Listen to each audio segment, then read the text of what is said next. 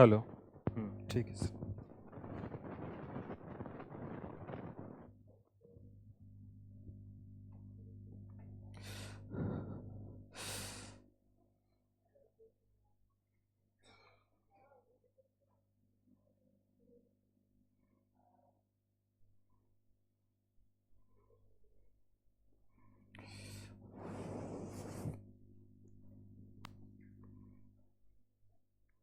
Thank you भैया।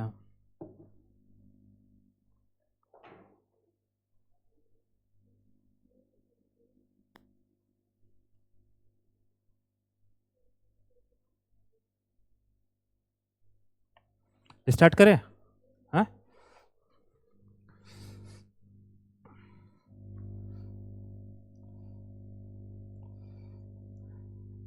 देखिए last class में हम लोग का ये सब हो गया था, कर्नाट वंश वगैरह हो गया था। इसमें बताए थे आप लोग को कि 3 शासकों, आप लोग इधर ही बैठ जाइए, इसके रीजन से ना देखने में दिक्कत आएगा, इस साइड बैठ जाइए। ठीक, इसमें हम आप लोग को बताए थे कि 3 शासकों पे ध्यान देना है। ठीक, हरि सिंह देव और कौन था एक,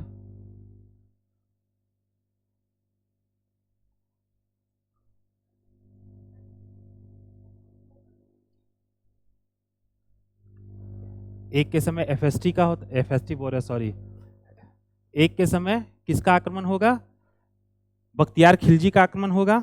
ठीक ना, लेकिन बख्तियार खिलजी को वो पैसा वैसा दे के क्या करेंगे, भेज देंगे वापस। और फिर एक के समय किसका जैसे आपका जो नरसिंह देव है, नरसिंह देव के समय बख्तियार खिलजी का आक्रमण होगा और वो अपना गिफ्ट विफ्ट दे के उसको वापस कर देंगे। फिर आपका गयासुद्दीन तुगलक का आक्रमण होगा, किनके खिलाफ, लक्ष्मण सेन के खिलाफ, कहाँ, वेस्ट बंगाल में। और वो लौटते समय क्या करेगा, बिहार के रास्ते से वापस आएगा। और उस समय जो कर्नाट वंश का शासक था कौन, हरि सिंह, हरि सिंह देव को वो हटा देगा फाइनली, और कर्नाट वंश का वहीं से समाप्ति हो जाएगा। फिर उसके बाद हम लोग ये भी पढ़ लिए थे कि तैमूरलंग का आक्रमण होगा। ठीक ना, तैमूरलंग के आक्रमण होने से जो अंतिम तुगलक शासक रहेगा वो दिल्ली छोड़ देगा। फिर मल्लिक सरवर रहेंगे, मल्लिक सरवर आके जौनपुर में अपना अलग सल्तनत का स्थापना करेंगे। ठीक, और उन्हीं का एक एज ए गवर्नर बोल लीजिए, प्रांतपति, प्रांतपति तो नहीं, एक जमींदार के रूप में कौन रहते हैं, हसन खां रहते हैं। कौन रहते हैं, हसन खां। और ये हसन खां कौन हो रहे हैं, शेरशाह सूरी के पिता। जैसे हम आप लोग को समझाए थे कि जैसे मान लीजिए दिल्ली है, ठीक ना, दिल्ली से इधर जौनपुर है ना, जौनपुर, और ये हो गया बिहार वाला क्षेत्र। हम आप लोगों को बताए थे मैप बना के, ये गंगा नदी है, यहाँ से कौन सा है, सोन नदी आ रही है, इधर पुनपुन नदी आ रही है। ये वाला जो क्षेत्र है ये क्या कहलाता था उस समय, सासाराम कहलाता था, अभी भी सासाराम ही कहलाता है। और यही है कौन सा पुल, डेहरी ऑनसन का पुल। ठीक ना, अच्छा, आप जब बिहार स्पेशल पढ़िएगा तो पढ़िएगा कि बिहार के प्रमुख औद्योगिक नगरों में एक नगर का नाम है डालमिया नगर। क्या नाम है, डालमिया नगर। यहाँ बहुत सारी फैक्ट्रियां हैं, सीमेंट की फैक्ट्री है, ठीक ना, पेपर मिल है, ठीक, और भी बहुत सारी फैक्ट्रियां हैं। लेकिन एक बहुत बड़ा दुख का ही बात है कि सारी फैक्ट्रियां बंद है। ठीक ना, एक तो आपका जो यूनियनबाजी होता है इंडिया में, एक तो यूनियनबाजी, और दूसरा लालू प्रसाद यादव की राजनीति के कारण क्या हुआ कि ये जो औद्योगिक घराने आए थे बिहार में इन्वेस्टमेंट के लिए, उनसे इतना ना रंगदारी और फिरौती मांगा जाने लगा। कभी गुजरात के व्यापारी को पटना में किडनैप कर लिया जा रहा है, कभी किसी के बेटे को किडनैप कर लिया जा रहा है, कभी किसी कंपनी के सीईओ को किडनैप कर लिया जा रहा है। तो फाइनली जो व्यापारी थे, आप अकेले ही वहाँ बैठती हैं, फाइनली जो व्यापारी सब थे वो लोग क्या किए, देखो व्यापारी क्या चाहता है, व्यापारी हमेशा शांति चाहता है। प्राचीन काल से लेके आज तक के काल में व्यापारी कभी नहीं चाहेगा कि देश में स्थिति गड़बड़ हो। आप लोग जब आधुनिक भारत का इतिहास ही पढ़ते हैं तो आपको मालूम होगा कि जो व्यापारिक वर्ग है वो, जब गांधी जी अहिंसा की बात करते हैं तो व्यापारी वर्ग क्या करता है, गांधी जी का सहयोग करता है, लेकिन एक लिमिट तक ही सहयोग करता है। जैसे आंदोलन लंबा खींचने लगता है, कोई भी आंदोलन, चाहे वो असहयोग आंदोलन हो, सविनय अवज्ञा आंदोलन हो, या फिर भारत छोड़ो आंदोलन हो, कोई भी आंदोलन जब लंबा टलने लगता है तो व्यापारी वर्ग का प्रेशर किसके ऊपर आ जाता है? गांधी जी के ऊपर आ जाता है। तो व्यापारी वर्ग हमेशा से शांति चाहा है, हमेशा से। तो डालमिया नगर से आज सारी फैक्ट्रियां बंद है। आज भी आप जाओगे बिहार, जब यहाँ की इमारतों को देखोगे, उस समय के ऑफिसर्स के बंगलोज को देखोगे, तो आज के डेट में बिहार का कहीं का डीएम निवास उतना सुंदर नहीं है जितना डालमिया नगर में अफसर लोग का बंगला है, लेकिन सब बंद पड़ा है। तो डालमिया नगर नाम इसलिए आया कि डेहरी ऑनसन, जैसे ये है स्टेशन, यहाँ है डेहरी, और इसके ठीक स्टेशन के अपोजिट में कौन सा है? डालमिया नगर है। तो देखो ये जो सासाराम है, ये सासाराम जौनपुर के अंतर्गत, और यहाँ का जमींदार कौन हो गया? हसन खां। ठीक, इन्हीं का बेटा हुआ शेरशाह सूरी, ठीक ना, शेरशाह सूरी। अब इसके बारे में कहानी है कि भाई ये एक ही झटके में पूरा का पूरा एक शेर को क्या किया था? मार दिया था। इसीलिए इनका, शेरशाह सूरी के बचपन का नाम फरीद था, ठीक ना। लेकिन जब ये किसी काम से जौनपुर जा रहे थे तो बीच रास्ते में इन पे क्या करता है? एक शेर अटैक करता है, और ये तलवार से एक ही झटके में शेर को मार देते हैं। तो जो जौनपुर का शासक होता है वो खुश होकर इनका जो फरीद से नाम चेंज करके क्या कर देता है? शेरशाह सूरी। अब देखो शेरशाह सूरी से संबंधित जो मेन चीजें हम लोगों को पढ़नी है, वो क्या पढ़नी है? देखिए हम पहले भी क्लास में आप लोगों को बता चुके हैं कि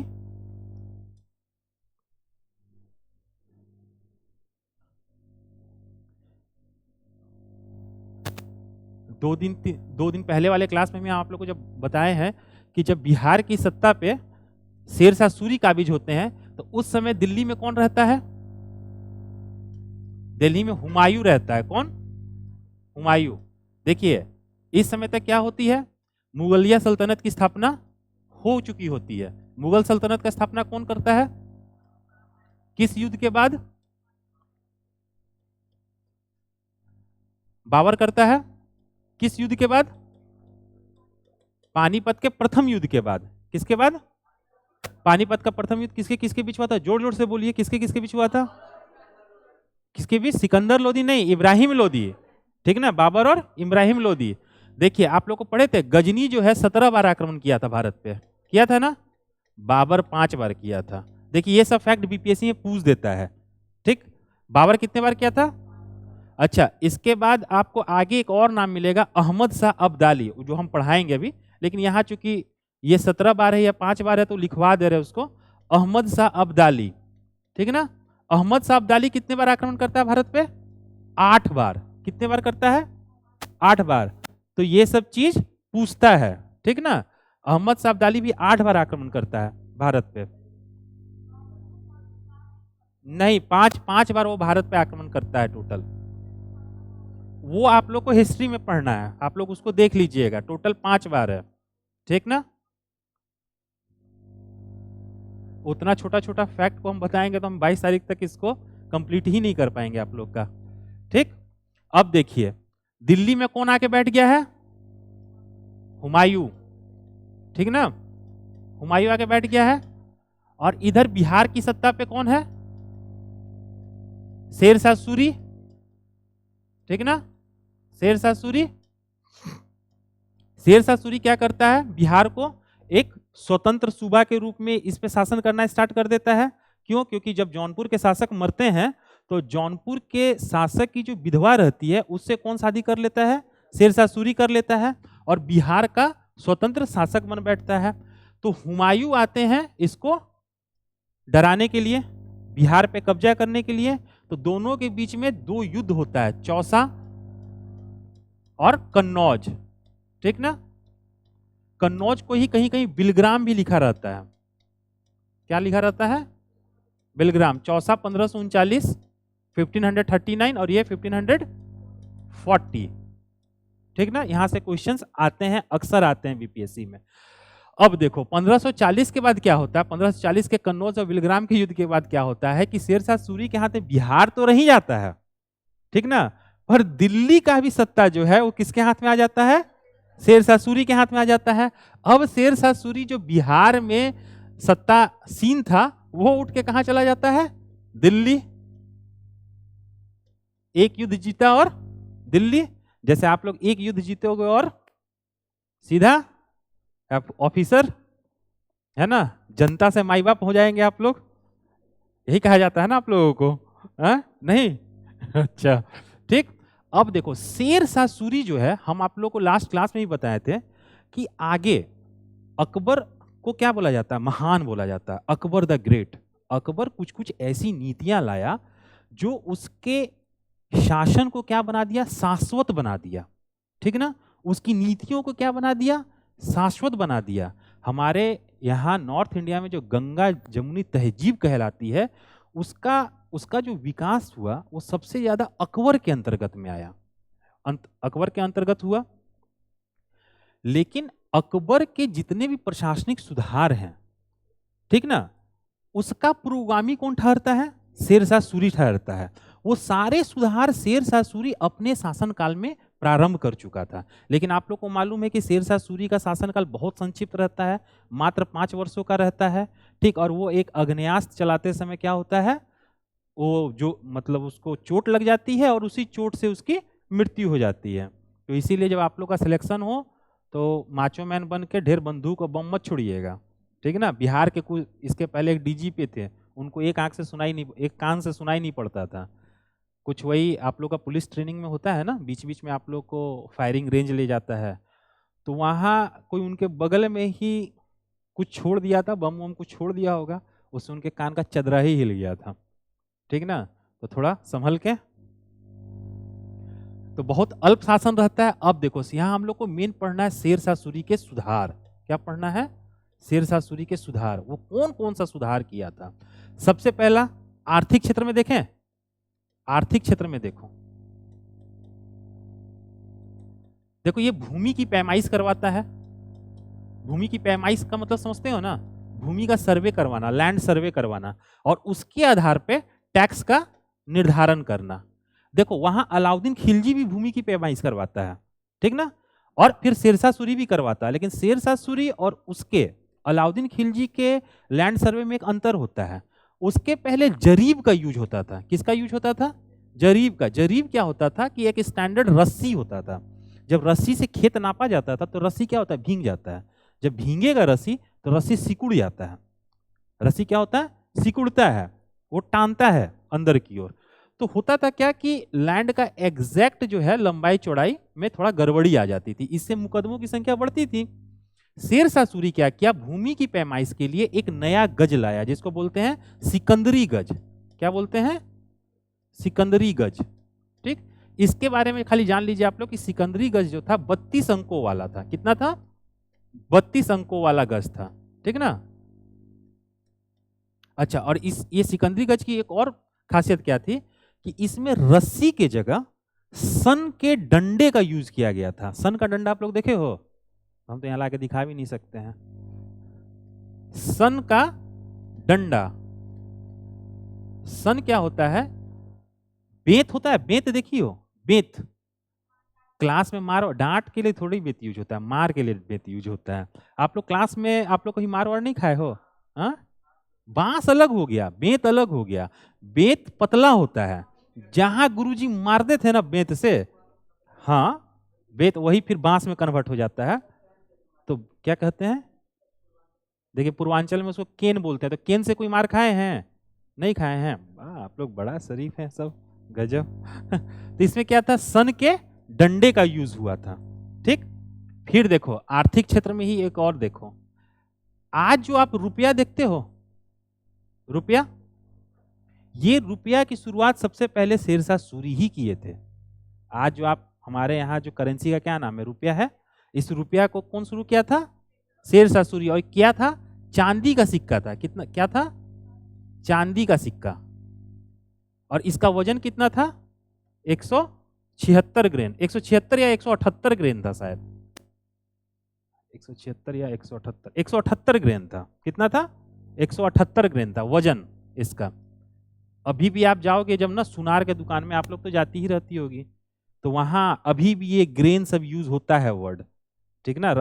जैसे हम लोग जब सामान लेने जाते हैं तो वहाँ केजी और ये ग्राम की बात होती है, लेकिन सोना चांदी जो नापा जाता है उसका तराजू भी बड़ा छोटा रहेगा, ठीक ना। वहाँ केजी में नापेगा तो घर बार बेच के जाना पड़ेगा ना, तो वहाँ ग्रेन में बात होती है ना। तो 178 ग्रेन का था चांदी का सिक्का, जिसका क्या नाम था, रुपया। देखो फिर यहाँ जो भूमि, ये कुछ ज्यादा मोटा हो जाता है इसका, नहीं, और छोटा करते तो एकदम छोटा हो जाता है। अब देखो, भूमि की पैमाइश करवाया, सिकंदरी गज से करवाया, फिर भूमि की पैमाइश करवाने के बाद वो एक नई पद्धति लाता है। भूमि की पैमाइश करवाया और उसके बाद क्या करता है कि वो पट्टा और कबूलियत नाम का 2 पेपर लाता है। 2 पेपर क्या, एक ही पेपर रहता है ये, कबूलियत। जैसे आपकी भूमि की पैमाइश हो गई, ठीक ना।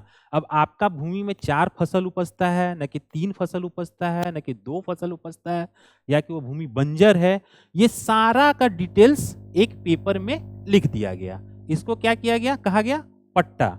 इसी पट्टे में आपका टैक्स का निर्धारण हो गया। जैसे एक एग्जाम्पल के लिए, मान लो आपका भूमि बहुत ही ज्यादा उर्वर है, ठीक ना, और वहाँ सिंचाई की सुविधा भी है, ठीक, पानी भी ठीक ठाक मिलता है, तो आपका टैक्स ज्यादा रहेगा ना। तो मान लो आपका टैक्स 4 फसल के आधार पे 10 रुपया निर्धारित कर दिया। अब किसी का 3 फसल है तो उसका तो टैक्स कम होगा ना। तो ये सारा चीज का वर्णन कहाँ होता था, पट्टा पे होता था, ठीक ना, पट्टा पे होता था। और जो सरकारी अधिकारी होते थे या कर्मचारी होते थे जो शेरशाह सूरी के, वो क्या करते थे, इस पट्टा को किसान के पास लाता था सारा डिटेल्स लिख के, और किसान उस पर अपना क्या किया, अंगूठा लगा दिया या साइन मार दिया, तो यही पेपर किस में कन्वर्ट हो जाता था, कबूलियत में। मतलब आपका डिटेल्स पट्टा हुआ, और नहीं बोलता है कि हम कबूल किए, कबूल कबूल कबूल कबूल करते हैं ना, तो वो हो जाता था कबूलियत कहलाता था, ठीक। अब आप देखोगे कि इसी में और सुधार लाके आगे टोडरमल व्यवस्था कब आती है, अकबर के समय में, अकबर के शासनकाल में, है ना। अकबर का जो राजस्व सुधार होता है, आर्थिक सुधार, वो किसके अंतर्गत होता है, टोडरमल के अंतर्गत होता है। और इसीलिए हम उनके व्यवस्था को टोडरमल व्यवस्था भी बोलते हैं, ठीक ना। और यही टोडरमल व्यवस्था जो है कुछ और सुधारों के साथ आइन ए दहसाला में कन्वर्ट हो जाता है। किसमें कन्वर्ट हो जाता है, आइन ए दहसाला,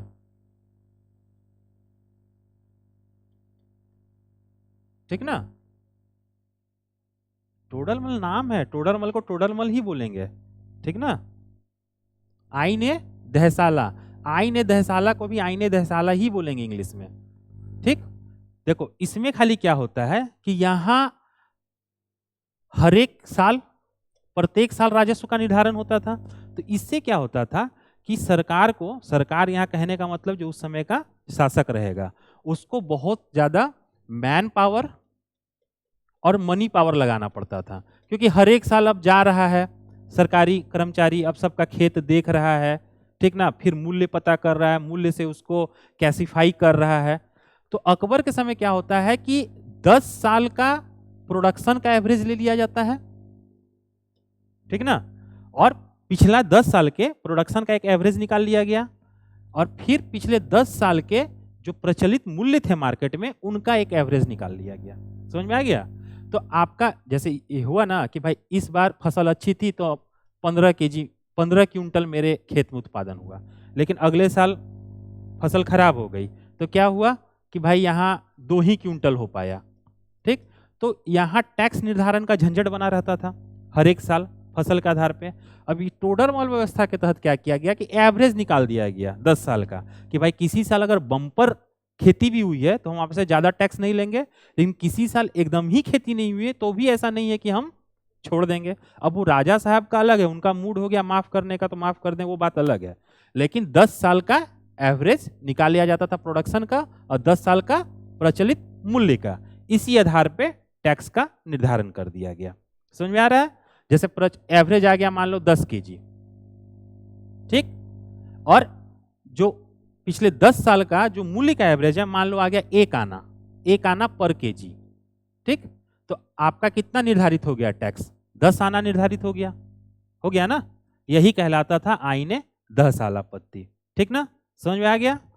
अब देखो देखो इसी में हम शेरशाह सूरी और अकबर दोनों को मिला के हम बताते जा रहे हैं। फिर अकबर वाला जब टॉपिक पे आएंगे तो फिर नहीं बताएंगे, ठीक ना, यही कंपेयर करना आसान हो जा रहा है। अब देखो इसका एक हम बताएं मुद्रा अर्थव्यवस्था का विकास, तो उसमें ये क्या चलाता है, रुपया चांदी का। ये रुपया जो है मुगल काल में भी चलते रहता है, लेकिन इसके अलावा भी मुगल काल में और भी सिक्के आते हैं, ठीक ना। यहाँ एक चीज जान लीजिए कि मुगल काल में जो सबसे ज्यादा सिक्का ढाला जाता है वो किसके अंतर्गत ढाला जाता है, औरंगजेब के अंतर्गत ढाला जाता है। किसके अंतर्गत, औरंगजेब के अंतर्गत ढाला जाता है। और फिर मुगल काल के सिक्कों से रिलेटेड कुछ फैक्ट्स आता है, जैसे मुगल काल में सबसे प्रचलित सोने का सिक्का कौन था, ये यूपीएससी में पूछा हुआ क्वेश्चन है। मुगल काल में सबसे अधिक प्रचलित सोने का सिक्का का नाम क्या था, इलाही सिक्का। क्या नाम था, इलाही सिक्का, ठीक ना। मुगल काल में प्रचलित सबसे बड़े सोने का सिक्का का क्या नाम था, सबसे बड़े मतलब सबसे बड़ा सोना का सिक्का है तो सबसे बड़ा सिक्का भी वही होगा, ठीक ना। सबसे बड़ा मतलब ऐसा मत सोचिएगा कि आकार में बड़ा, मान लीजिए सोने का सिक्का है तो उसका वजन ज्यादा होगा, है ना। तो सबसे भारी, सबसे वजनदार और सबसे महंगा सिक्का जो था मुगल काल में, उसका क्या नाम था, नहीं, इलाही तो सबसे प्रचलित सिक्का हो गया, सबसे पॉपुलर सोने का सिक्का, उसका नाम था संसब। इंग्लिश में भी ये संसब ही होगा, ठीक ना। ये दो फैक्ट आप लोग याद रखिएगा, ये दोनों फैक्ट यूपीएससी में पूछा हुआ है, ठीक। तो बीपीएससी पूछ दे और यूपी पीसीएस पूछ दे, उत्तराखंड पूछ दे, तो कोई बहुत बड़ी बात नहीं होगी इसमें। अच्छा, आप लोग आना का नाम सुने हैं, आना कौन कौन यूज किया है, हाँ, हम यूज किए हैं, आप लोग से हम बड़े हैं। हम लोग के समय जो क्या होता था ना, एक 25 पैसा आता था। आप लोग 50 पैसा देखे हो, यूज किए हो 50 पैसा आप लोग, अरे वाह, मतलब आप लोगों से बहुत ज्यादा प्राचीन हम नहीं है। ठीक, अब 50 पैसा भी देखने को नहीं मिलता है। क्या अठन्नी, अब हालांकि मेरे रूम में एक आध अठन्नी अभी भी पड़ी हुई है, ठीक। देखो पहले क्या होता था, 25 पैसा होता था, 50 पैसा होता था और 1 रुपया होता था, है ना। तो इस 25 पैसे को हम लोग क्या बोलते थे जानते हो, 4 आना, 4 आना बोलते थे ना। तो ये जो आना वर्ड आया, आना नहीं, अन्ना लिख दिए हम तो यहाँ सॉरी अन्ना लिख दिए हैं।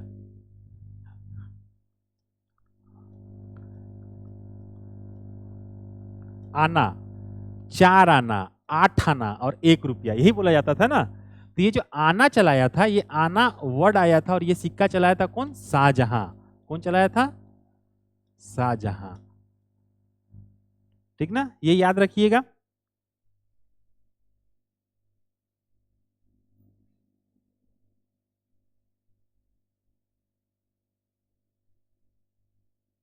अच्छा, फिर ये तो हम आप लोगों को बता चुके हैं कि बिहार की राजधानी जो पटना है, ये पटना नाम कब से आया, शेरशाह सूरी के समय से ही आया। अच्छा, शेरशाह सूरी जो है, आप लोग देखो कहाँ गया हम लोगों का बुक, हाँ देखो शेरशाह सूरी जो है और भी बहुत सारा काम करता है। आप लोग जीटी रोड का नाम सुने हो, ग्रैंड ट्रंक रोड, है ना। इसको कौन बनवाया था, शेरशाह सूरी बनवाया था। ऐसे कहा यह जाता है कि ग्रैंड ट्रंक रोड को सबसे पहली बार अशोक बनवाया था, ठीक ना।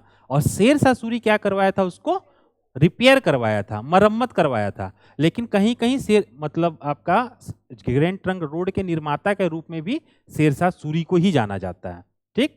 अब देखो इसके बाद ये और भी सड़कें बनवाता है जो बुक में दिया हुआ है, जैसे दिल्ली से अमृतसर बनवाता है, फिर दिल्ली से आपका राजस्थान की ओर बनवाता है। तो ये सब आप लोग किताब में डिटेल्स देख लीजिएगा, लेकिन मेन जो सबसे फेमस रोड बनवाया था उसको क्या बोलते हैं हम लोग, ग्रैंड ट्रंक रोड बोलते हैं। अच्छा, आज का जो डाक व्यवस्था देख रहे हो, जो आप लोग स्पीड पोस्ट वगैरह करते हो, इसकी भी शुरुआत कौन किया था, शेरशाह सूरी किया था। देखो कितना चीज उससे जुट रहा है। आज नॉर्थ इंडिया का एक बहुत फेमस रोड है ग्रैंड ट्रंक रोड, जिसको NH2 कहा जाता था, अब उसको NH19 कहा जाता है। ये आप लोग को GS में पढ़ना है ना। पहले उसका क्या नाम था NH2, अब उसका नाम कर दिया गया है NH19, मोदी गवर्नमेंट के अंतर्गत आ गया। इसका निर्माण कौन करवाया? शेरशाह सूरी करवाया। रुपया जो आज हम लोग यूज करते हैं, केवल हम ही लोग नहीं यूज करते हैं, और भी हमारे अगल बगल के जो कंट्रीज हैं उनके भी राष्ट्रीय करेंसी का नाम रुपया ही है, ठीक ना। और इसकी शुरुआत कौन कर रहा है? शेरशाह सूरी कर रहा है। मतलब कितनी बड़ी बात है। जैसे रविंद्रनाथ टैगोर के द्वारा गाया गया जो गाना है वो 2 राष्ट्रों का राष्ट्रगान है ना, है। तो इसी तरह शेरशाह सूरी भी तो इतना इंपॉर्टेंट आदमी ठहर रहा है ना। चलिए, हाँ देखो, जो आज का जो डाक व्यवस्था है इसकी शुरुआत कौन किया था? शेरशाह सूरी किया था। अब देखो हम इसको बता देते हैं कि कैसे उस समय लेटर जाता था। ये आप लोग के उसका नहीं है, मतलब कोर्स का नहीं है। टाइम हो गया इतनी जल्दी? अच्छा नहीं, टाइम नहीं हुआ अभी, ठीक ना। शेरशाह सूरी कैसे किया था? मान लो ये इंडिया है, ठीक, दूसरा कलर ले लेना, रेड नहीं लें, कौन सा ले बताइए? वायलेट। वायलेट कौन सा कहलाता है? नंबर बताइए ना, पहला ये तो पर्पल कलर हो गया, इतना तो हम भी जानते हैं। इसको वायलेट थोड़ी बोलते हैं, इसको पर्पल बोलते हैं। वही हमको वायलेट दिख नहीं रहा है इसमें, इसको पर्पल बोलते हैं। सुनते हैं ये लड़कियों का बड़ा फेवरेट कलर होता है। पहले हमको नहीं मालूम था, शादी के बाद हमको मालूम चला इसको पर्पल बोलते हैं। क्या होता है? पिंक उनकी पहचान बना दी गई है। आजकल लड़कियां भी शिफ्ट कर रही हैं, अब पिंक को छोड़ के पर्पल में आ रही हैं। हो सकता है हमारे बच्चों के समय ये बोला जाए कि भाई हमारे बच्चों का अगर गर्लफ्रेंड वर्लफ्रेंड हो तो पिंक नहीं पर्पल लेके जाना है, ठीक। होता है, मूड शिफ्ट करता है लोगों का, ठीक। देखो यहां मान लो ये GT रोड बना है यहां से ऐसे। अब GT रोड के किनारे किनारे क्या किया? कुछ कुछ दूरी पे शेरशाह सूरी सरायों का निर्माण किया। क्या का निर्माण किया? सरायों का। देखो ये सराय का ना वेरियस यूज होता था। ये एक तो पुलिस चौकी के रूप में या सैन्य चौकी के रूप में भी इस्तेमाल हो गया इसका, है ना। अब अगर कोई व्यापारी जा रहे हैं, ठीक, अब जा रहे हैं व्यापारी, उस समय तो ट्रक था नहीं, बैलगाड़ी से जाते थे। अब भाई रात हो गया, कहीं तो रुकेंगे, तो ये सामान क्या करते थे? इस सराय में अपना रख दिए, ठीक ना, सराय में रख दिए। उसके लिए एक आना या समथिंग जो भी लेना रहता था, शेरशाह सूरी उसे टैक्स ले लेता था, और उससे क्या होता था? इन सरायों का मेंटेनेंस हो जाता था। तो देखो यहाँ सैन्य टुकड़ी भी रहती थी, सैन्य चौकी, पुलिस चौकी, जो बोल लो। व्यापारी आए, रात हो गया, वो भी यहाँ ठहर ले रहे हैं, ठीक ना। और यहाँ एक स्पेशल घुड़सवार रहता था, ठीक ना। उसका काम क्या होता था कि कोई राजकीय पत्र हुआ या कोई ऐसा पत्र हुआ तो ये घोड़ा पे बैठा दौड़ लगा दिया ये नेक्स्ट चौकी की तरफ, ठीक ना। अब मालूम है कि ये लेटर जो है ये दिल्ली जाना है, तो ऑब्वियस ही बात है वो इधर ही दौड़ लगाएगा। लेकिन अगर उसको राजस्थान जाना है तो फिर वो इधर दौड़ लगाएगा, या फिर दिल्ली आएगा और दिल्ली से इधर दौड़ लगाएगा। हम आपको बताएं कि वो दिल्ली से राजस्थान के लिए भी सड़क बनाया था और सड़कों के किनारे सरायों का निर्माण किया था। तो ये घुड़सवार होता था और घुड़सवार का काम होता था कि पकड़ा लेटर और दौड़ लगा दिया, यहां से यहां गया, ठीक, इसी बस ये नेक्स्ट डाक चौकी तक ही जाएगा। यहां एक अलग घुड़सवार खड़ा रहता था, वो इस लेटर को लिया और ये अगली चौकी तक गया। फिर यहाँ एक और घुड़सवार है, वो यहाँ तक पहुंचा, तो कितना द्रुत गति से पहुंचा। अगर इसी घुड़सवार को पहुंचाना रहता तो वो थक जाता, घोड़ा भी थकता और आदमी भी थकता। लेकिन क्या कर रहा, बस आपको नेक्स्ट चौकी तक जाना है और फिर वहां दे के आपको अपना वापस अपने जगह पे आ जाना है। तो आज का जो आप स्पीड पोस्ट देख रहे हो, है ना, इसकी संकल्पना कौन विकसित कर रहा है? शेरशाह सूरी विकसित कर रहा है। समझ में आया? अब चलिए, शेरशाह सूरी बिहार में रोहतासगढ़ की स्थापना करता है, ठीक ना। रोहतासगढ़ को ही आपका शेरगढ़ के भी नाम से जाना जाता है, ठीक।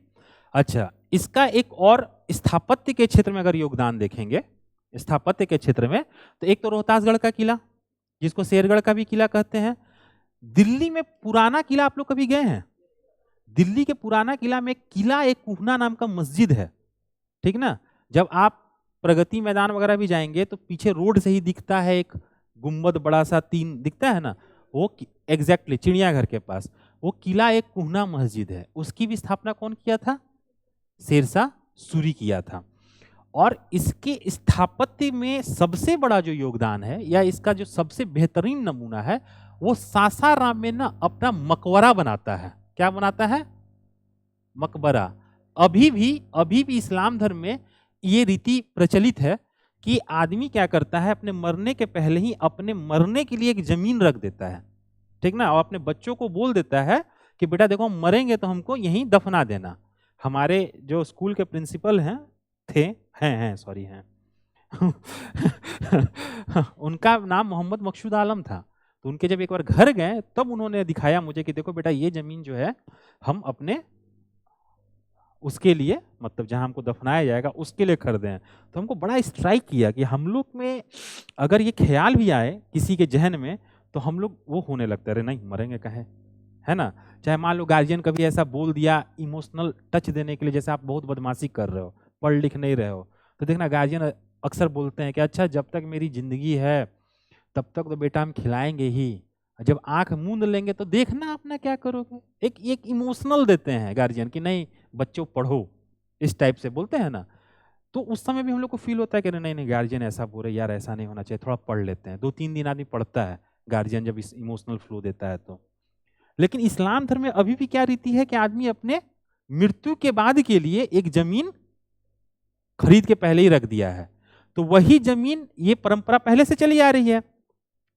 तो अब आज का आदमी मर रहा है तो उसके जगह एगो पिलर सीमेंट का गाड़ दे रहे हैं हम लोग कि फलना आलम, ठीक ना, वालदा ये वालिद ये करके गाड़ दे रहे हैं। वो तो राजा साहब थे, तो राजा साहब जहां दफन होंगे वहां तो भाई इमारत बड़ी बनेगी ना, बुलंद बनेगी ना। तो उसी इमारत को हम लोग क्या बोलते थे, मकबरा बोलते थे। तो आप लोग को मालूम है कि शेर शाह सूरी क्या था, अफगान शासक था ना, अफगान शासक। तो वो जो मकबरा बनाएगा उस पे पक्का अफगान स्थापत्य का भी प्रभाव पड़ेगा ना, क्योंकि वो अफगानी है। और साथ में हमारा जो भारतीय स्थापत्य है उसकी कुछ विशेषता रहेगी।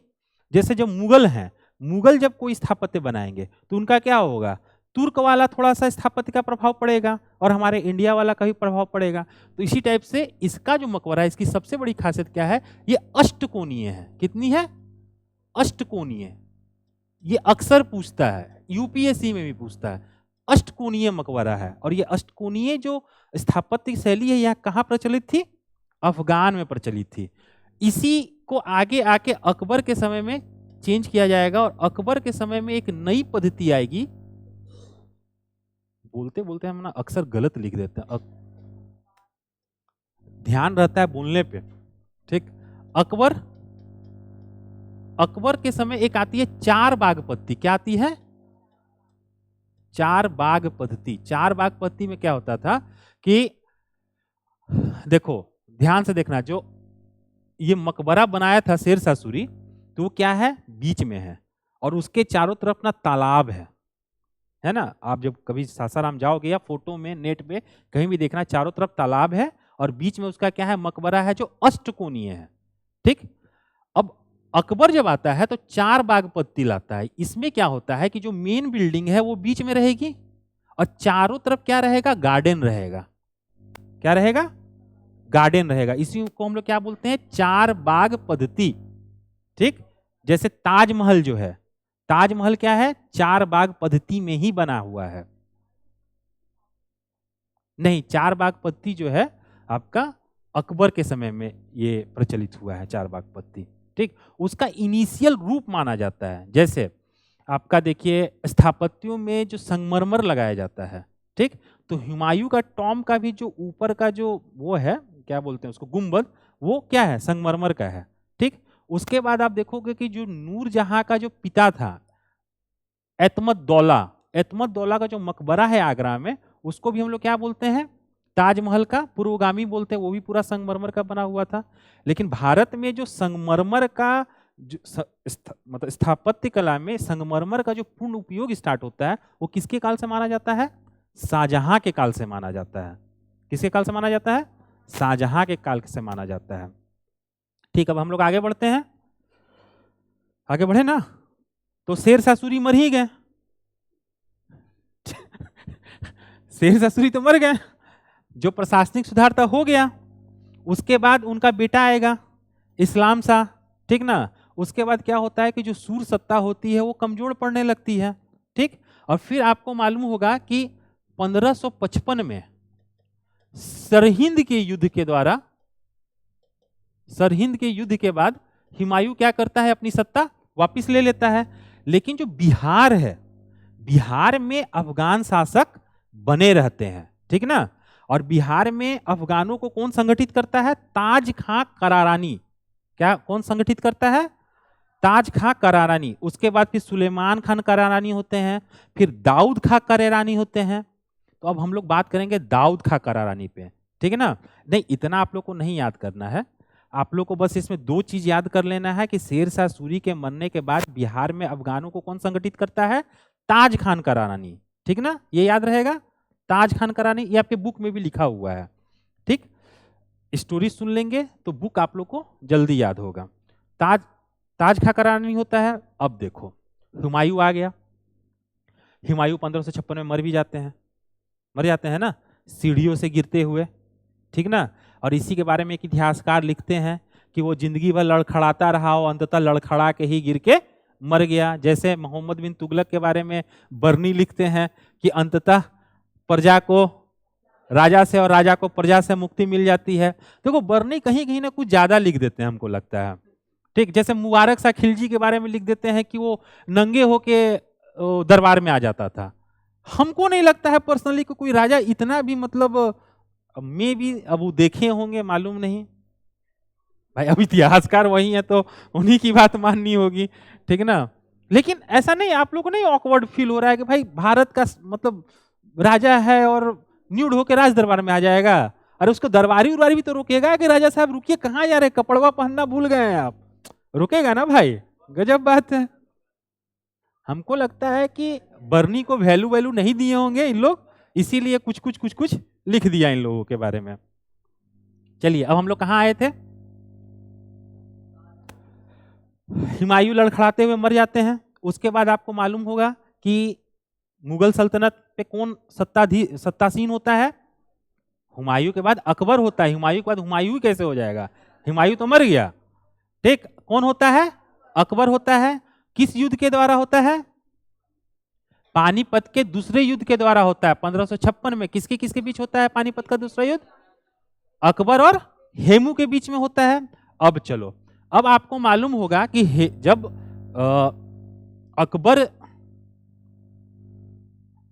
अकबर जब कहाँ गया यार,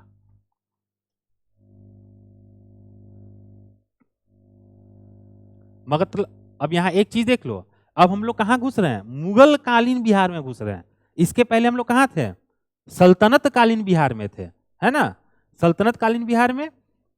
अब हम लोग मुगल कालीन बिहार में घुस रहे हैं। अब एक तरफ बिहार को रखिए और दूसरे तरफ, यार आज कुछ ज्यादा ही हाथ कांप रहा है ना, पर्पल कलर लगता नहीं सूट कर रहा है हमको रेड ही लेते हैं। अब देखिए इधर बिहार को रखिए, अरे इधर बिहार को रखिए और इधर दिल्ली को रख लीजिए। दिल्ली में कौन आ चुका है, अकबर। अकबर के बारे में कुछ वैल्यू एडिशन करवा दे कि आगे बढ़ जाए, चलिए शॉर्टकट में करवा देते हैं। अकबर जब पानीपत का दूसरा युद्ध लड़ता है हेमू के साथ, तो एक्चुअली अकबर नहीं लड़ता, अकबर चुपचाप बैठा रहता है, ठीक ना। उसके संरक्षक थे बैरम खान, ठीक ना, बैरम खान वो युद्ध लड़ते हैं। लेकिन होता है ना कि लड़ता तो भाई सैनिक है, नाम मोदी जी का हो जाता है, वो बात अलग है। लड़ता तो सैनिक है, नाम इंदिरा गांधी का हो जाता है कि किसको, बांग्लादेश को स्वतंत्रता कौन दिलवा दिया, इंदिरा गांधी। इंदिरा गांधी को पत्थरा तक नहीं फेंकी थी जाके बांग्लादेश में कि देखो देखो तो फेंके फेंके भागो, नहीं तो होता है ना। लेकिन भाई नाम तो समझ रहे हो ना, तो काम भी करेगा कौन, कर्मचारी, लेकिन नाम किसका होगा, आप लोगों का होगा। नहीं होगा, क्रेडिट दोगी अपने कर्मचारियों को, क्रेडिट दोगी, देना भी चाहिए। एक जो लीडरशिप क्वालिटी होती है, लीडरशिप क्वालिटी में, हालांकि ट्रैक से हट के बात कर रहे हैं, लीडरशिप क्वालिटी ऐसी होनी चाहिए कि आपके जो सबऑर्डिनेट्स हैं अगर वो अच्छा काम किए हैं तो उनको क्रेडिट दो, ताकि वो और भी उत्साह से काम करे। और जहां कुछ गलतियां हुई हैं वहां आप खड़ा रहो, वहां सबऑर्डिनेट को मत खड़ा करो। ऐसा नहीं क्या बड़ाई तुम लुटा था तो बुराई कौन लुटेगा। धोनी की चाहे लाख बुराई कर लो, लेकिन आप लोग एक चीज तो मानते होगे या एक चीज हमेशा पढ़ते होगे कि जो leadership quality Indian cricket team में धोनी के पास था वो किसी के पास नहीं है। हमारे क्रिकेट के भगवान सचिन तेंदुलकर ने भी इस बात को बोला, ठीक ना, कपिल देव ने भी इस बात को बोला। अब भगवान तो नहीं ना आएंगे बोलने के लिए, जब हमारे इतने बड़े बड़े क्रिकेटर्स जो हैं, जो हमारे मतलब नहीं बोलते हैं भारतीय क्रिकेट इतिहास का स्तंभ है, जब ये लोग ये बात बोल रहे हैं तो कुछ तो उसमें है। उसमें एक क्वालिटी है, क्या है कि जो मैच जो खेल के जितवाता है वो प्रेस कॉन्फ्रेंस में ना उसको भेजा करता था, जाओ प्रेस कॉन्फ्रेंस को डील करो। तो सामने वाला भी खुश हुआ ना कि देखो हम थे तो बॉलर, 2 विकेट लिए थे लेकिन भेजा हमको। मीडिया में प्रेस में किसका फोटो आ रहा है? मेरा फोटो आ रहा है। चेहरा किसका चमक रहा है? मेरा चमक रहा है। लेकिन जब भी टीम इंडिया की हार होती थी, ठीक, तो प्रेस कॉन्फ्रेंस में कौन भाग लेने जाता था? धोनी खुद बैठता था। तो ये होती है एक लीडरशिप क्वालिटी, और ये आप लोग को भी डेवलप करना चाहिए कि आप कल को जब ऑफिसर बन जाओगे बिहार में, यूपी में, यूपीएससी में, तो अपने सबऑर्डिनेट्स को जरूर वैल्यू दो। नहीं तो मालूम चला किसी दिन सबऑर्डिनेट ही चुपके से पॉइंट ब्लैंक रेंज से फायर कर दिया आपके ऊपर। और एक चीज तो स्पेशली याद रखना कि अपना ड्राइवर से पक्का इज्जत से बात करना। किसी से बात करो चाहे नहीं करो, तुम लोगों को जो सरकारी ड्राइवर मिलेगा उससे पक्का इज्जत से बात करना। गलती से स्टीयरिंग घुमा दिया, ठीक ना, और ड्राइवर लोग बड़ा तेज होता है, उन लोग को बहुत अच्छे से मालूम रहता है कि इस गाड़ी को हम किस एंगल में काटेंगे कि सिर्फ डीएमए साहब जाएंगे, हम बचे रह जाएंगे, ठीक ना। तो अपने ड्राइव, और इसीलिए आप देखना कि जितने बड़े बड़े पदाधिकारी हैं, जैसे हम इस बात को पर्सनली फील किए हैं कि हमारे एक सीनियर है नवीन चंद्र झा, जो अभी पटना हेडक्वार्टर में है। इसके पहले वो पश्चिमी चंपारण के एसपी थे, एसएसपी थे। तो उनके बेटे के मुंडन में पहुंचे थे हम लोग। तो हम एक चीज देखें कि नवीन भैया सबसे बड़ा टाइट बतियाते थे, लेकिन ड्राइवर से बड़ा इज्जत से बतियाते थे, ठीक। तो हम लोग पूछे कि भैया आपके इसमें बिहेव में एक कंट्राडिक्शन है। बोले क्या? बोले ड्राइवर से बड़ा इज्जत से बतियाते हैं। धीरे से बोलते हैं, अरे बेटा वो स्टीयरिंग काट दिया ना तो हम कट जाएंगे, रात बिरात इसी को लेके जाते हैं कहीं भी जाना रहता है। तो समझ में आ रहा है? तो सबऑर्डिनेट से ऐसे भी इज्जत से बात करना चाहिए, और ये आपके संस्कार को भी दिखाता है, और बोलता है कि शिक्षा जो होता है ना, शिक्षा आपको क्या करता है? पोलाइट बनाता है, ठीक। देखना, कभी गए हो एसपी ऑफिस, डीएम ऑफिस, कभी किसी को जरूरत पड़ा है? गया है? गए हैं? वहां डीएम साहब में क्या खासियत देखे थे आप? बहुत पोलाइट बात किया होगा आपसे, बहुत आराम से बात किया होगा। लेकिन यहां ना आगे एक थौला खड़ा होगा, मतलब सॉरी वर्ड गलत है उनके लिए, सॉरी एक्सट्रीमली सॉरी। जिनको हम लोग बोलते हैं जो डंडा लेके जो खड़े रहते हैं ना पुलिस वाले, कांस्टेबल, एग्जैक्टली कांस्टेबल। उनसे जाके आप बात करके देखो तो, मैडम चलो चलो कहीं जाओ, अपनी गाड़ी लगा लो, दिमाग गर्म ना करो, ठंडा है, ठीक ना। इससे नीचे बात नहीं करते हैं। और आप थाने में चल जाओ, हमारे यहाँ तो बहुत सारे केसेस इसलिए रिपोर्टिंग नहीं होते हैं कि थाने का माहौल इतना खराब रहता है।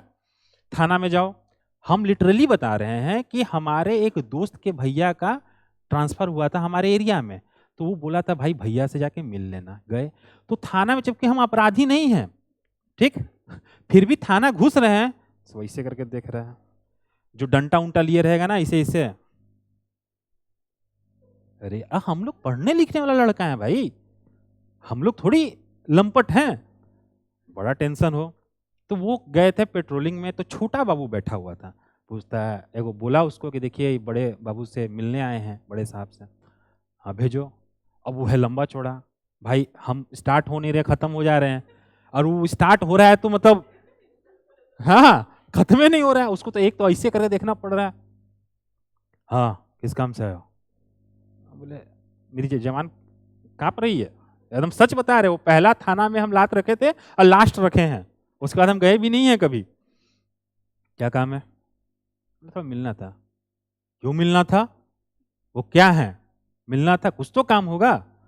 अरे तो बोलना पड़ा, रहे वो हमारे दोस्त हैं, उनके भैया हैं, तो इसीलिए मिलने आए थे, घरेलू संबंध है।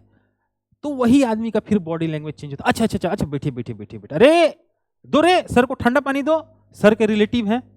तो थाने का माहौल इतना खराब होता है ना कि लड़के तो केस, अगर लड़के पे, आजकल तो लड़कों के ऊपर भी सेक्सुअल वो हैरेसमेंट हो जाता है ना, लड़कों का भी हो जाता है, ठीक है। तो लड़के तो लिखवाने ना जाए डर से थाने में, थाने का माहौल इतना डरावना बना के रखे हैं लोग, तो लड़कियां कहां से हिम्मत करें सेक्सुअल हैरेसमेंट का केस लिखवाने का, समझ रहे हैं ना। लेकिन आप कभी एसपी ऑफिस जाइए और एसपी से बात कीजिए, इतना पोलाइट आपसे बात करेगा, इतनी समस्याओं, आपकी समस्याओं को इतने अच्छे से सुनेगा। और आप वही थाने में जाके बोलिए तो थानेदार तो अपना कलम चला रहा है, भले ही वो उसमें ना कुछ नहीं लिख रहा है, कलम में स्याही भी नहीं है, लेकिन वो आपको दिखाएगा हम आपको भाव नहीं दे रहे हैं, बोल लिए ठीक, बोल दिए जाओ, ठीक है जाओ जाओ जाओ जाओ। आप भी फ्रस्ट्रेट हो जाओगे, कह रहे क्या हम समस्या, सर मेरा बाइक चोरी हो गया, तो काहे लगाया था बाइक वहां, हम बोले थे बाइक लगाने के लिए, तुम बाप का नौकर समझाया हमको, तुम बाइक लगा देगा हम वहां खड़े रहेंगे, इतना आदमी है कि तुम जहां बाइक लगाएगा वहां आदमी हम खड़ा कर देंगे। इससे अच्छा लैंग्वेज में थाना नहीं बात करता है, ठीक ना। दिल्ली का थाना थोड़ा अलग होता है, दिल्ली में नेशनल मीडिया है, सब कुछ है, समझ में आ रहा है। लेकिन जो हिंटरलैंड्स हैं, बिहार यूपी इस टाइप के, जैसे यूपी पुलिस के बारे में एक बात बताते हैं। एक बार यूएनओ एक रिपोर्ट निकाली थी, उसमें विश्व का सबसे करप्ट पुलिस यूपी पुलिस को माना था। समझ में आ रहा है, इंडिया का नहीं, विश्व का सबसे करप्ट पुलिस कौन था, यूपी पुलिस था। हालांकि हमारे बिहार पुलिस भी उससे बहुत पीछे नहीं थे, ठीक ना, समझ में आ रहा है। तो इससे बोल तो रहे हैं, आप चले जाओ, खाली बोल दो कि सर मेरी बाइक चोरी हो गई है, वो तो पहले तुम ही को चोर बना देंगे, ठीक, कहीं तुम ही तो नहीं चुरा के रख लिया है जी। लेकिन एसपी डीएम बहुत आराम से बात करते हैं आपसे, बहुत अच्छे से आपकी समस्याएं सुनेंगे और आपको बहुत इज्जत से बोलेंगे, ठीक है मैडम आप जाइए अपनी पढ़ाई पे ध्यान दीजिए, हम करते हैं, हम कार्रवाई करते हैं। और थाना वाला क्या बोलेगा, यही वो काम है, तुम सैलरी दे रहे हो, तुम्हारे बाप का नौकर है हम, तुम्हारा बाइक खोजते चले, तुम्हारा मुर्गी भुला गया आप उसको खोजेंगे, कल को बोलेगा मेरा भैंस भुला गया उसको खोजेंगे, भागो यहाँ से, ऐसे करते हैं। तो हम लोग आते हैं वापस, विषयांतर हो गए थे। तो हम लोग अब कहाँ हैं, मुगलकालीन बिहार में है। देखो यहाँ अकबर आके बैठ चुका है, यहाँ बिहार है। अकबर जब पानीपत के दूसरे युद्ध के बाद आता है तो बैरम खां रहते हैं उसके क्या, संरक्षक, ठीक ना। ये बैरम खां मोर और लेस 1556 से 1560 तक इसके संरक्षक रहते हैं। उसके बाद अकबर को लगता है कि नहीं अब जो है हम बड़े हो गए हैं, जवान हो गए हैं, अब हम खुद शासन करेंगे, ठीक ना। तो बैरम खां को बोलता है क्या, जाइए आप हज यात्रा करने जाइए, डायरेक्ट तो हटा नहीं सकता था, तो जाइए आप हज यात्रा कीजिए। उसके बाद 1560 से 62 तक का जो काल है अकबर के शासन का, इसको पेटीकोट गवर्नमेंट बोलते हैं या पेटीकोट शासन काल बोलते हैं, ठीक ना। पेटीकोट कहने का मतलब इस समय इनकी मां थी माहम अंगा, ठीक ना।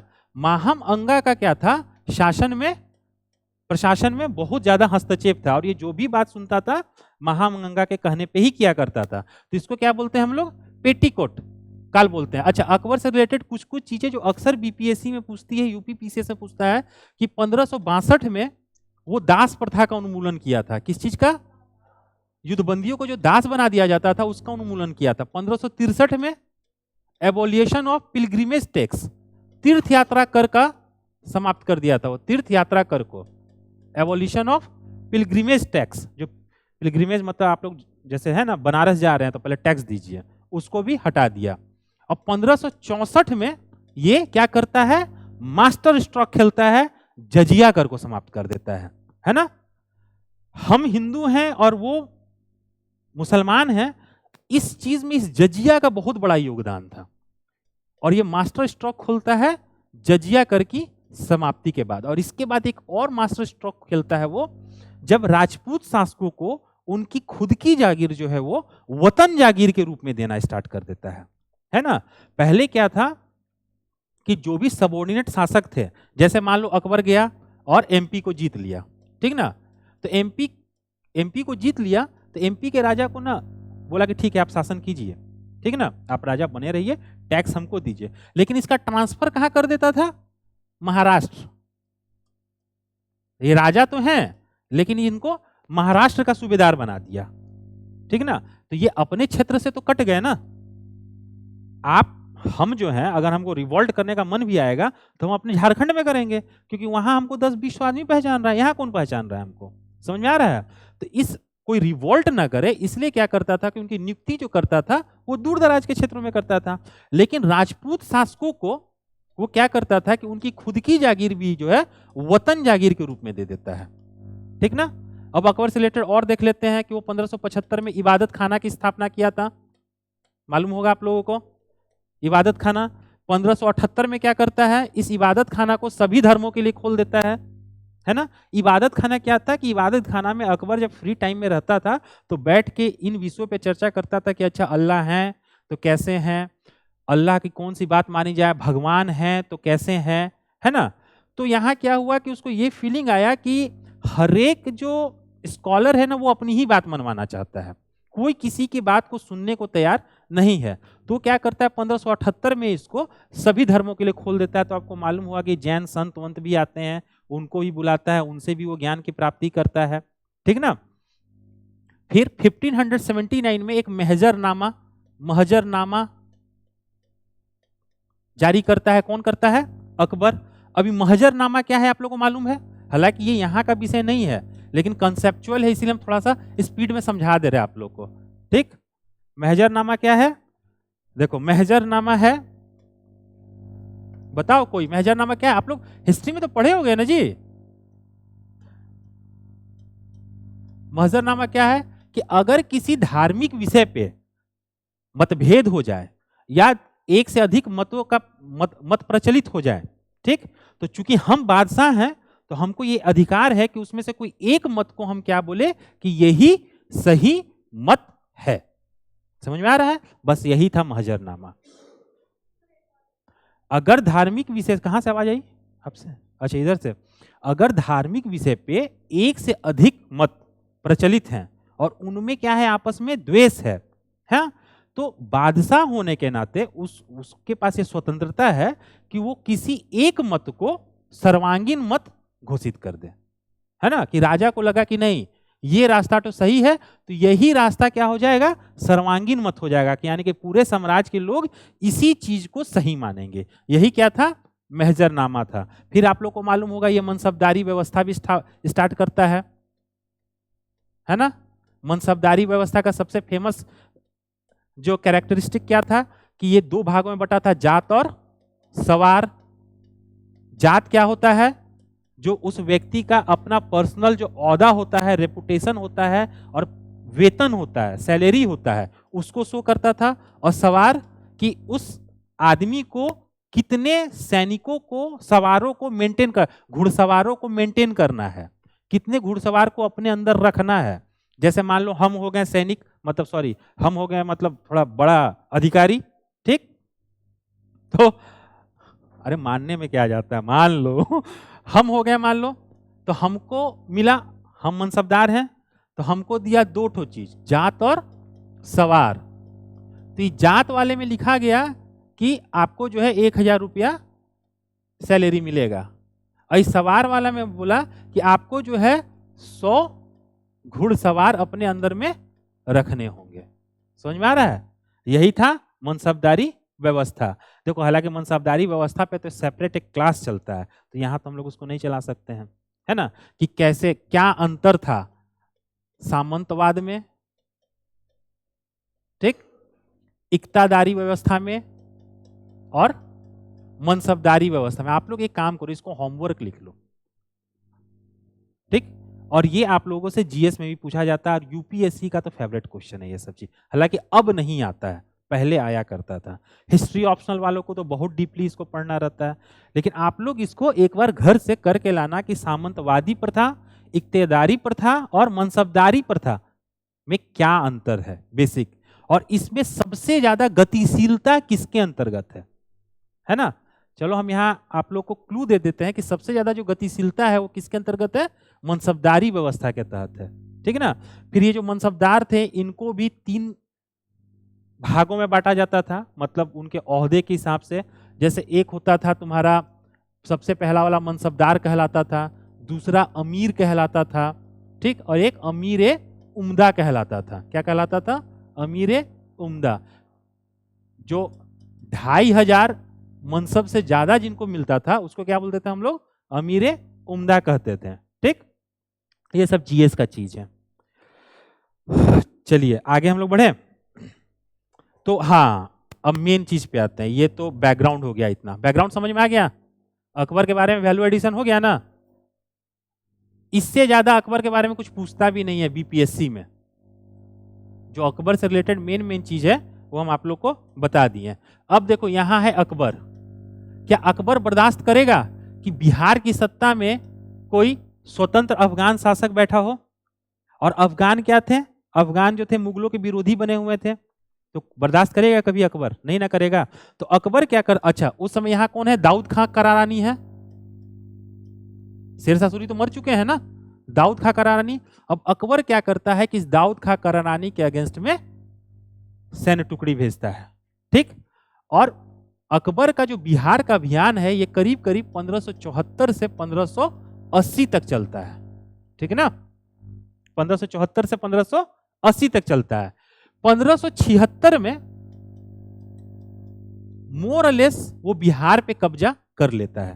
ठीक ना। अगर आपसे क्वेश्चन पूछे कि अकबर बिहार पे कब्जा कब कर लेता है तो 1576 में, या फिर आपसे ये पूछे कि अकबर बिहार को मुगल सल्तनत में कब शामिल कर लेता है, या मुगल बादशाहत में कब शामिल कर, या मुगल क्षेत्र में कब शामिल कर लेता है, तो 1576 में। लेकिन 1580 में अकबर जो है बिहार को सूबे का दर्जा देता है। किसका दर्जा देता है? सूबे का, प्रांत का। जैसे स्टेट आज के डेट में होता है ना, उसमें सूबा हुआ करता था, तो सूबे का दर्जा देता है। जो पहला सूबेदार बनाता है वो किसको बनाता है? मुनीम खां को बनाता है। किसको बनाता है? मुनीम खां। मुनीम खां, इनको भी खाने खाना की उपाधि दिया था, खान ए खाना। अच्छा एक और खाने खाना बड़ा फेमस थे, उनका क्या नाम था बताओ? एक और खाने खाना बहुत फेमस थे। ये तो मुनीम खाने खाना हो गए, ठीक ना। खाने खाना उपाधि है, बैरम खां के पीछे खाने खाना नहीं था। नहीं, खाने खाने को उपाधि प्रदान की थी। अच्छा हो सकता है किया होगा। अच्छा आप लोग, बाबरनामा का रचना कौन किया था? हम शायद आप लोग को होमवर्क भी दिए थे कि आप लोग घर से पढ़ के आइएगा कि बाबरनामा का फारसी में अनुवाद कौन किया था। आप लोग पढ़ के आए थे? अबुल फजल।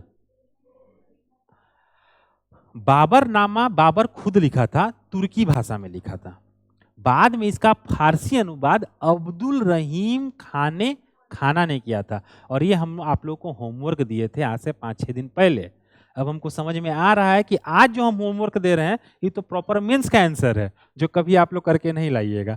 प्री का क्वेश्चन हम क्लास में बोले थे कि फारसी में कोई हमसे पूछा था तो हम बोले थे कि हम ही ये होमवर्क दे रहे हैं कि कल आप लोग लाके बताइएगा कि इसका फारसी में अनुवाद कौन किया था। ठीक है ना, अब्दुल रहीम खाने खाना। ठीक ना। अब आगे बढ़े हम लोग। तो मुनीम खां किया था। ठीक। अब इसके बाद आप देखोगे कि चलो अकबर तो इसको अपना सूबा बना ही दिया 1580 में। मुनीम खां खाने खाना पहले सूबेदार बनते हैं। अब इसके बाद आता है कौन? अकबर के बाद जहांगीर आता है। जहांगीर के बाद शाहजहां आता है ना। और शाहजहां के बाद कौन आता है? औरंगजेब आता है। अब औरंगजेब के समय कुछ डेवलपमेंट होता है, और औरंगजेब के बाद का जो काल कहलाता है उसको हम लोग क्या बोलते हैं? उत्तर मुगल काल। क्या बोलते हैं? जिसमें टोटल कितने शासक होते हैं? 9। उत्तर मुगल काल में टोटल कितने शासक होते हैं? 9। अब देखो, जो अकबर तो बना दिया मुनीम खां को, उसके बाद जब जहांगीर आता है तो जहांगीर किसको बनाता है? परवेज को। किसको बनाता है? शहजादा परवेज को, यहाँ का प्रांतपति। कौन बनाता है? जहांगीर बनाता है। तो आपसे क्वेश्चन पूछा जा सकता है, अच्छा हम क्या बोले? शहजादा मतलब राजकुमार। इसके पहले मुनीम खां राजकुमार नहीं हो रहे हैं? नहीं ना हो रहे हैं, ये तो उसके अधिकारी थे। तो रॉयल ब्लड कहने का मतलब डायरेक्ट कोई मुगल जो राजकुमार है, वो जो बिहार के सत्ता पे सूबेदार बना था, वो कौन बना था? परवेज बना था। ये क्वेश्चन पूछ सकता है आप लोगों से। ठीक है ना। राजकुमार परवेज जो था ये पहला मुगल था, मुगल राजकुमार था जो बिहार का सूबेदार बनता है। ठीक, इसके बाद औरंगजेब का शासन आता है। औरंगजेब के समय क्या होता है कि उसका एक फेवरेट पोता होता है अजीम, ठीक है ना, तो अजीम को बिहार का सूबेदार बनाता है और उसी समय से पटना का नाम अजीमाबाद रखा जाता है ना। हालांकि फिर बाद में अजीमाबाद हट के वही पटना ही प्रचलित रह जाता है। तो पहला राजकुमार कौन है? परवेज। दूसरा राजकुमार कौन है? अजीम। तो देखो यहाँ दो टाइप से क्वेश्चन बनता है कि पटना का नाम अजीमाबाद कौन रखा था? औरंगजेब रखा था, अपने पौत्र के नाम पे रखा था। और अगर आपसे पूछा कि पहला मुगल राजकुमार जो बिहार का सूबेदार बना था कौन बना था? शहजादा परवेज बना था। ठीक, हम समझाने के चक्कर में बुक खोलना ही भूल जाते हैं।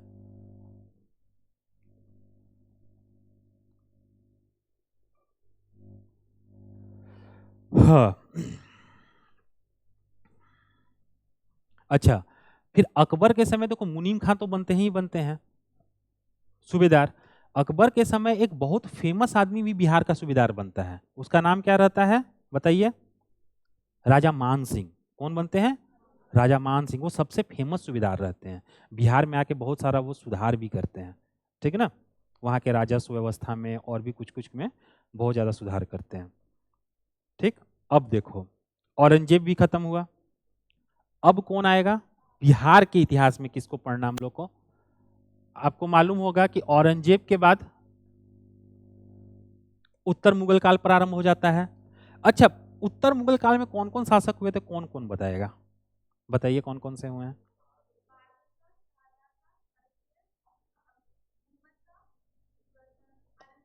नहीं, पहले अहमद शाह। हाँ हाँ। अकबर द्वितीय, तब बहादुर शाह द्वितीय। शाबाश, बहुत अच्छा। और कोई जान रहे थे? इस सीक्वेंस को याद रखिएगा, ये सीक्वेंस सब जगह पूछता है, ठीक है ना, और स्टेट पीसीएस वगैरह का तो फेवरेट क्वेश्चन है, ठीक है ना। औरंगजेब मर जाएंगे, औरंगजेब के बाद सबसे पहले कौन बैठता है सत्ता पे? बहादुर शाह प्रथम। ठीक, हम लिखते नहीं, मुंह से बोलते जाते हैं। बहादुर शाह प्रथम बैठता है। बहादुर शाह प्रथम को साहे बेखबर कहा जाता था, ठीक है ना। क्या कहा जाता था? साहे बेखबर, मतलब साम्राज्य में क्या चल रहा है उनको कुछ खबर नहीं है, वो अपना सुते हुए मार रहे हैं बिस्की रम बियर जो उस समय अवेलेबल था, ठीक, साहे बेखबर। और इसी समय एक सैयद बंधु का उत्थान होता है मुगल सल्तनत में, जिनको एकदम सही अब्दुल्ला खां। आपका हिस्ट्री ऑप्शनल है क्या? अच्छा, नहीं नहीं, बहुत अच्छा बहुत अच्छा, अप्रिशिएट करते हैं हम इस चीज को। ठीक, आप लोग ताली मत बजाइए, आप लोग भी ऐसे याद रखिए, ठीक ना। इसी समय जो है सैयद बंधु जो है अपने आप को किंग मेकर के रूप में स्टैब्लिश कर लेते हैं, समझ में आया? और ये करते क्या है कि जो इसके पक्ष में बोल रहा है उसको वो सत्ता पे बैठा देते हैं, और जहां देखा कि राजा इसको फैसिलिटी देना बंद किया तो उसको मरवा देता था या उसको सत्ता से हटवा देता था। बहादुर शाह प्रथम, बहादुर शाह प्रथम के बाद जहांदार शाह। जहांदार शाह के लिए लंपट मूर्ख वर्ड यूज किया जाता है। क्या? लंपट मूर्ख यूज किया जाता है। उसके बाद कौन आते हैं? फर्रुख सियार आते हैं। हालांकि इस बीच में दो और राजकुमार आते हैं, रफी उद दर्जात और रफी उद दौला, हालांकि एक एक साल के लिए रहते हैं, वो हम लोग को पढ़ना नहीं है। फर्रुख सियार आते हैं। फर्रुख सियार, देखो फर्रुख सियार फिर बिहार के इतिहास के लिए इंपॉर्टेंट हो जाते हैं। 1713 से 1719, ठीक ना, 1713, हाँ वो भी है, 1713 से 1719। अब देखो फर्रुख सियार के लिए घृणित कायर वर्ड यूज किया जाता है। क्या? ये कायरता से सैयद बंधुओं को मरवा भी देता है, ठीक ना, इनको घृणित कायर कहा जाता है। अब देखो फर्रुख सियार पहला ऐसा मुगल बादशाह था जिसका राज्याभिषेक कहाँ हुआ था? बिहार में हुआ था। ये कितना इंपॉर्टेंट फैक्ट है। फर्रुख सियार पहला ऐसा मुगल बादशाह था जिसका राज्याभिषेक कहाँ होता है? बिहार में होता है। इसके बाद एक और शासक होता है आगे जाके, उसका भी राज्याभिषेक कहाँ होता है? बिहार में। वो कौन है? शाह आलम द्वितीय। कौन है? शाह आलम द्वितीय। तो आप लोग ये बिहार के एग्जाम के लिए याद रखिए कि टोटल 2 मुगल शासक हैं जिनका राज्याभिषेक बिहार में होता है, पहला फर्रुख सियार और दूसरा शाह आलम द्वितीय। अब देखो, हालांकि ये वैल्यू एडिशन हम करवा रहे हैं, बिहार के इतिहास से इनको विशेष लेना देना है नहीं। फर्रुखसियार का वहां राज्याभिषेक हुआ, ठीक। फर्रुखसियार के बाद फिर देख लो आते हैं कौन, मोहम्मद शाह। मोहम्मद शाह को मोहम्मद शाह रंगीला नाम दिया गया है ना। वो क्या करते थे, बस स्त्रियों में ही बेचैन ये रहते थे, परेशान रहते थे, और मुर्गा लड़ाई बड़ी देखता था वो। मुर्गा लड़ाई देखी हो आप लोग? हाँ देखे हो मुर्गा लड़ाई? बड़ा अच्छा लगता है देखने में, हम भी देखे एक बार। मुर्गा लड़ाई इसी से मतलब जानवरों को लड़वाते रहो, ठीक, यही सब। मुर्गा लड़ाई में क्या होता है, मुर्गा के पैर में ब्लेड बंधा रहता है, और मुर्गा बड़ा टैलेंटेड होता है। मुर्गा दूसरा सामने वाला मुर्गा को देखते के साथ उछल के मारता है, जैसे नहीं होता है किक कुक मारता है कराटा में, उस टाइप से। और उसके भी पैर में ब्लेड लगा रहेगा, तो जो मुर्गा जिसको मार देगा ब्लेड से मर गया। तो जिसका मुर्गा जीता उसको कैश प्राइज भी मिला, मरा हुआ मुर्गा भी मिला, सब कुछ मिला।